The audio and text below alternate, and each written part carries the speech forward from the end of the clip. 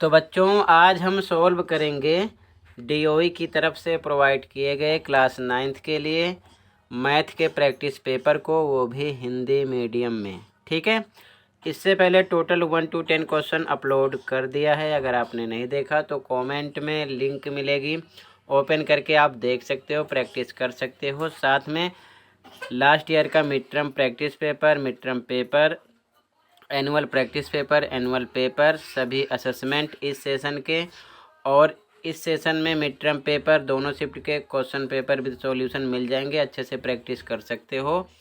Only math की playlist है। ठीक है, तो कमेंट को चेक कर लेना। क्वेश्चन पे आ जाओ। क्वेश्चन नंबर 11, निम्नलिखित में से किसको प्रमाण की आवश्यकता है। नंबर ए है प्रमेय, तो इसको आवश्यकता होती है यानी थ्योरम को। बी अपग्रहित, इसको ज़रूरत नहीं होती। परिभाषा को भी ज़रूरत नहीं होती। अभिधारणा को भी ज़रूरत नहीं होती। तो 11 क्वेश्चन में राइट आंसर आपका ए है। ठीक है, क्वेश्चन नंबर 12 कह रहा है कि दो त्रिभुजों के लिए यदि एक त्रिभुज के दो कोण यानी कि दो एंगल और सम्मिलित भुजा दूसरे त्रिभुज के दो कोण और सम्मिलित भुजा के बराबर हो तो सर्वांग समता का नियम है। तो सम्मिलित भुजा का मतलब त्रिभुज में 3 भुजाएं होंगी, 2 एंगल की बात कर दिया तो एक साइड बची इसकी। ठीक है, समझ में आया। यहाँ पर सम्मिलित भुजा का मतलब साइड, तो एंगल साइड एंगल रूल से क्या हो जाएंगे, ये सर्वांग सम होंगे। ठीक है, फिर से देखो ध्यान से, दो कोण यानी कि दो एंगल की बात कर रहा है, और सम्मिलित भुजा यानी कि साइड, तो एंगल साइड एंगल रूल हो गया। इसी को बोलते हैं कोण भुजा कोण। ठीक है, तो angle side angle, B option आपका राइट हो जाएगा, बाकी तीनों आपके रॉन्ग हैं। ठीक है, अगर यहाँ पर क्वेश्चन में बोलता दो कोण की जगह बोलता दो भुजा और एक कोण, तो हम सी ऑप्शन लगा देते। क्लियर है, लेकिन दो कोण बोला तो दो एंगल हैं, तो दो एंगल के हिसाब से आपका बी ऑप्शन हो रहा है और एक साइड है। ठीक है, अगला देखो क्वेश्चन नंबर 13, दी गई आकृति में ए बी सी डी और ए ई एफ जी दो समांतर चतुर्भुज हैं।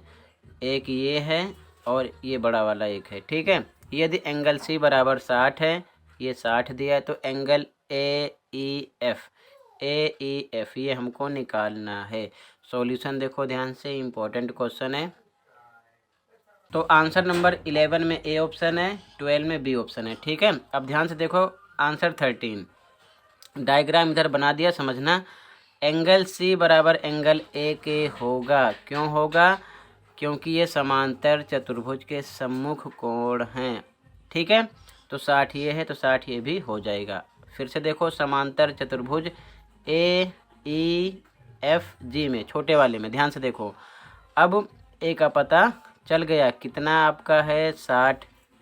अब इसके बाद में ध्यान से देखो, ए और ई, इस चतुर्भुज में ए प्लस ई कितने का होगा, 180 के। ई का पूरा नाम है ए ई एफ, यहाँ पर लिख सकते हो उसका पूरा नाम। ठीक है, क्यों, आसन्न कोण है, ये और ये आसन्न कोण हैं इस चतुर्भुज में। ठीक है, तो ए आपको पता है 60 है, यहाँ पर निकाल चुके हो। 60 रखो, एंगल ए ई एफ बराबर 180 के रखो।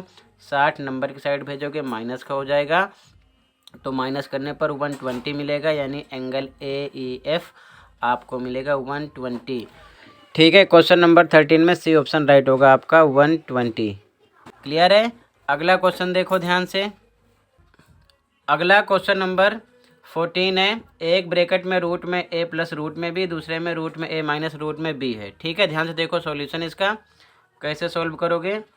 एक ब्रैकेट में लिखेंगे रूट में ए प्लस रूट में बी, और दूसरे में रूट में ए माइनस रूट में बी। फॉर्मूला अप्लाई करेंगे, ए plus B A minus B बराबर होता है ए स्क्वायर माइनस बी स्क्वायर के, ए स्क्वायर माइनस बी स्क्वायर के। ए पर क्या है, ध्यान से देखो, ए पर रूट में ए है और बी पर रूट में बी है। ठीक है, तो इसकी वैल्यू हम रखेंगे। ठीक है, यहाँ पर तो इधर रूट में ए का स्क्वायर करेंगे, ए की वैल्यू रख देंगे, और इधर रूट में बी का स्क्वायर करेंगे। ठीक है, वैल्यू रखेंगे। रूट ए का स्क्वायर करोगे तो इस प्रकार रूट ए इंटू रूट ए होगा, यानी कि ये बन जाएगा बच्चों पेयर, और पेयर में से केवल क्या निकलेगा, ए। ठीक है, तो यहाँ पर हम क्या लिख देंगे, ए। ठीक है, ये चीज़ ध्यान में रखना। तो यहाँ पर ए आ गया। इसी प्रकार रूट बी का स्क्वायर करोगे डबल टाइम तो बी निकलेगा, यानी ए माइनस बी आपको आंसर मिलेगा। ठीक है, जो कि ऑप्शन नंबर ए है। ठीक है, यहाँ पर ऑप्शन नंबर ए राइट हो जाएगा। क्लियर है? फिर से देख लो एक बार क्वेश्चन नंबर 14।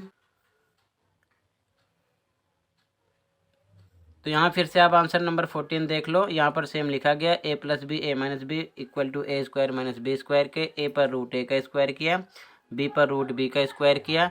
अब इसका डबल टाइम करोगे तो रूट ए इंटू रूट ए हो जाएगा, पेयर बनेगा, क्या निकलेगा, ए निकला। इसी प्रकार रूट बी में भी बी इंटू बी हो जाएगा, पेयर बनेगा तो बी निकलेगा। ठीक है, ये ऑप्शन राइट हो जाएगा। क्लियर है? अगला क्वेश्चन देखो। अगला क्वेश्चन नंबर 15 है। यह एक आइसक्रीम कोन की तस्वीर है। शंकु की त्रिज्या 4 सेंटीमीटर और ऊंचाई 15 सेंटीमीटर है। ठीक है, एक आइसक्रीम विक्रेता इसका 1/4 भाग खाली रखता है। 1/4 भाग खाली रखता है, तो क्वेश्चन में बोल रहा है कि शंकु के खाली भाग का आयतन सेंटीमीटर क्यूब में क्या है। खाली भाग का आयतन यानी 1/4 भाग खाली है, इसका आयतन पूछ रहा है। आर पता है, एच पता है। ठीक है, सॉल्यूशन देखो, इंपॉर्टेंट क्वेश्चन है। आंसर नंबर 15, आर पता है, एच पता है। शंकु का आयतन निकालेंगे 1/3 pi R square H, formula apply करेंगे। 1/3 पाई पर पाई की वैल्यू 22/7 होती है, लेकिन सारे ऑप्शन में पाई का मान नहीं रखा गया, पाई साथ में लिखा हुआ है, तो इसलिए हम पाई की वैल्यू नहीं रखेंगे। ठीक है, तो पाई पर पाई रहने देंगे। आर स्क्वायर, आर पर 4 है, 4 का स्क्वायर 4 गुणे 4, एच पर 15 रखेंगे। सोल्व करोगे 3 एकम 3, 3 पचे 15, बचा 4 4 5, तो 4 चौक 16, 5 80 पाई आंसर होगा। लेकिन कह रहा है कि 1/4 भाग का आयतन चाहिए, तो हम 1/4 भाग का आयतन निकालेंगे। तो 1/4 से 80 पाई को हम क्या करेंगे, गुणा करेंगे। तो 4 से कट होगा तो कितना आ जाएगा, 4 एकम 4, 80 कट करोगे 20 आएगा, और 20 एकम 20 पाई सेंटीमीटर क्यूब आपको आंसर मिलेगा, जो कि डी ऑप्शन राइट है। ठीक है, आंसर नंबर 15 में। क्लियर है? आगे तो टोटल इस वीडियो में मैंने 5 क्वेश्चन डिस्कस किया, 11 to 15। बाकी के क्वेश्चन अगली वीडियो में प्रोवाइड करूँगा।